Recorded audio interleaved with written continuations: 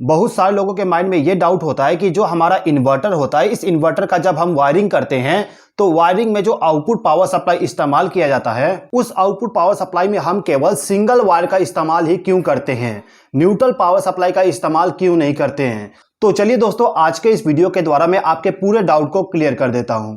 तो इन्वर्टर का wiring explain करने के लिए मैं यहां पर लुमिनस कंपनी का ऑप्टिमस 1250 इन्वर्टर का इस्तेमाल कर रहा हूं।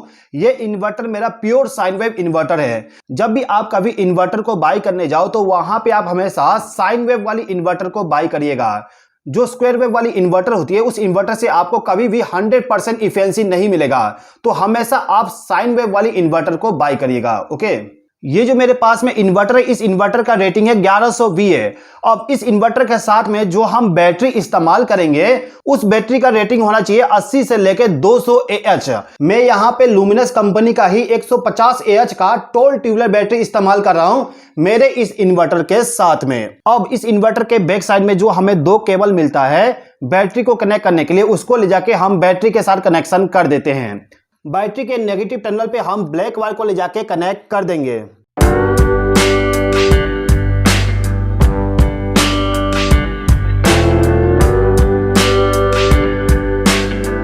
और बैटरी के पॉजिटिव टर्मिनल पे हम रेड वायर को ले जाके कनेक्ट कर देंगे।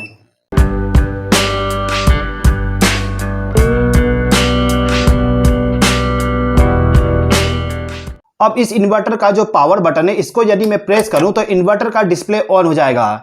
अभी आप यहां पे देख सकते हो बैटरी का सिंबल बनाया गया है। ये जो सिंबल है, ये सिंबल हमें ये बताता है कि हमारा बैटरी कितना % चार्ज है। इसके बाद आप देख सकते हो यहां पे L00 लिखा हुआ है। इसका मतलब ये है कि इस इन्वर्टर पे अभी हमने कोई भी लोड को कनेक्ट नहीं किया है। इस इन्वर्टर पे जितना भी आप लोड कनेक्ट करोगे उसका % यहां पे शो हो जाएगा।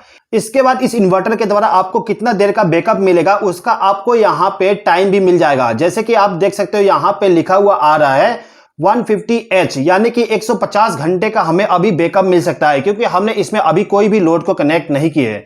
इसके बाद आप यहाँ पे एक इको वाली इंडिकेशन देख सकते हो। इस इंडिकेशन का मतलब ये होता है कि हमारा जो इन्वर्टर, इसको हमने अभी के टाइम पे इको मोड पे रन करवाने के लिए इस्तेमाल कर रहे हैं। यदि आप इस इन्वर्टर को यूपीएस के जैसे इस्तेमाल करना चाहते हो तो यूपीएस मोड आपको सेलेक्ट करना होगा। ओके, तो अभी हमने केवल इन्वर्टर का बेसिक डिटेल को समझे। अब इस इन्वर्टर से आउटपुट पावर सप्लाई कैसे लिया जाता है उसको समझ लेते हैं। तो अभी मैंने इस इन्वर्टर के साथ में बैटरी का पावर सप्लाई वाले केबल को कनेक्ट करके रखा हूं। इस इन्वर्टर के द्वारा बैटरी को चार्ज करने के लिए इन्वर्टर के साथ में जो पावर केबल आती है, इस पावर केबल को मैंने अभी कोई भी कनेक्शन नहीं किया हूं। ये जो आउटपुट वाली सॉकेट है, इस सॉकेट में यदि मैं बल्ब को कनेक्ट करता हूं तो आप देखोगे मेरा जो बल्ब है वो बल्ब मेरा ग्लो हो जाएगा। ओके, तो अभी के टाइम पे मैं यहाँ पे फेस और न्यूट्रल पावर सप्लाई का इस्तेमाल करके इस बल्ब को ग्लो करवा रहा हूँ। जैसे कि आप लोगों ने देखे होंगे, इन्वर्टर के वायरिंग में हम केवल एक फेस सप्लाई का इस्तेमाल करते हैं। मैं यदि यहाँ पे न्यूट्रल पावर सप्लाई को रिमूव कर दूं तो अभी के टाइम पे मेरा जो बल्ब है, बल्ब मेरा ऑफ हो जाएगा। ये बल्ब अभी ऑफ इसलिए हो गया क्योंकि हमने इसको अभी न्यूट्रल पावर सप्लाई प्रोवाइड नहीं की है।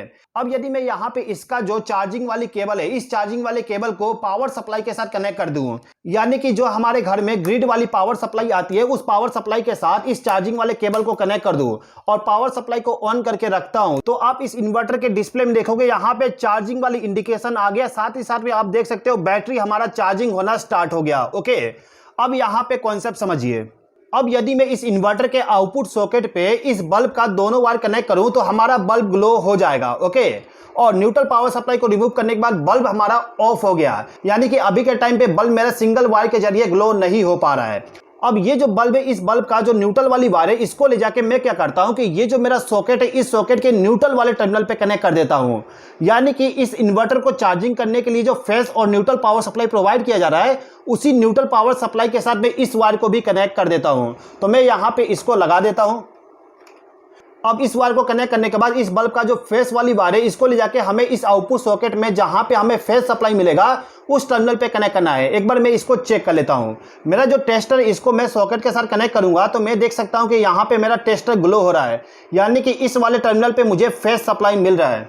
तो मुझे इस टर्मिनल पे फेस सप्लाई मिल रहा है, तो इसी टर्मिनल के साथ मैं इस रेड वाले वायर को ले जाके कनेक्ट कर देता हूं।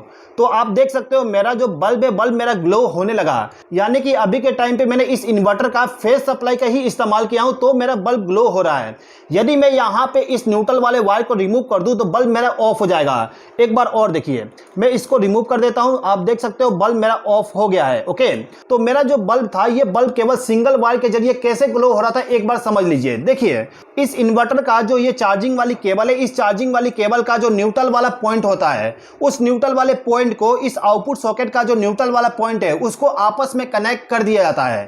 तो ये जो बल्ब है, इस बल्ब को ग्लो करवाने के लिए जो हमारा मेन पावर सप्लाई है, उस पावर सप्लाई का न्यूट्रल पावर सप्लाई भी इस्तेमाल कर सकते हैं, या फिर आप चाहे तो आउटपुट पावर सप्लाई का जो न्यूट्रल होता है उसका भी इस्तेमाल कर सकते हो। आपके ऊपर डिपेंड करता है कि आप आउटपुट पावर सप्लाई 2 वायर के जरिए ले जाना चाहते हो, या फिर आप केवल output power supply single wire के जरिए लेके जाना चाहते हो। कुछ इस प्रकार से हमने केवल इसके आउटपुट टर्मिनल से फेस वायर को ले गए और न्यूट्रल पावर सप्लाई हमने इसी का दे दिए। तो यहाँ पे भी हमारा बल्ब ग्लो हो रहा है और 2 वायर को भी कनेक्ट करने पे हमारा बल्ब ग्लो हो रहा है। तो आपका यहाँ पे कॉन्सेप्ट क्लियर हो गया होगा कि जो हमारा इन्वर्टर होता है, इस इन्वर्टर के वायरिंग में हम 2 वायर का कनेक्शन करें या फिर सिंगल वायर का। ओके, अब दोस्तों यदि आपका इन्वर्टर बाई चांस खराब हो जाए तो इस कंडीशन में हमें इस इन्वर्टर को बाईपास करना पड़ता है। बाईपास करने के लिए आपको यहाँ पे एक स्विच मिल जाता है, जैसे कि आप देख सकते हो यहाँ पे नॉर्मल मोड लिखा गया है और यहाँ पे बाईपास मोड लिखा गया है। यदि आप इसको बाईपास मोड पे सेलेक्ट कर दोगे तो आपका जो इन्वर्टर है, इन्वर्टर बाईपास हो जाएगा। यानी कि आपका जो ये पावर सप्लाई आ रहा है, ये डायरेक्टली पावर सप्लाई आपके इस आउटपुट सॉकेट पे दे देगा और इस सॉकेट के द्वारा जो भी आप लोड कनेक्ट करके रखोगे वो पूरा का पूरा आपके मेन पावर सप्लाई के द्वारा वर्क करने लगेगा। दोस्तों यदि आप इस इन्वर्टर को बाय करना चाहते हो तो इसका लिंक मैं डिस्क्रिप्शन में प्रोवाइड कर दूंगा, वहां पे क्लिक करके आप डायरेक्टली इसको बाय कर सकते हो। आई होप कि दोस्तों आपको ये वीडियो पसंद आया होगा। यदि आपको ये वीडियो पसंद आया हो तो इस वीडियो पे लाइक, शेयर और कमेंट कर दीजिएगा, और यदि आपने अभी तक हमारे चैनल को सब्सक्राइब नहीं किया तो सब्सक्राइब भी कर लीजिएगा। इस वीडियो को देखने के लिए धन्यवाद।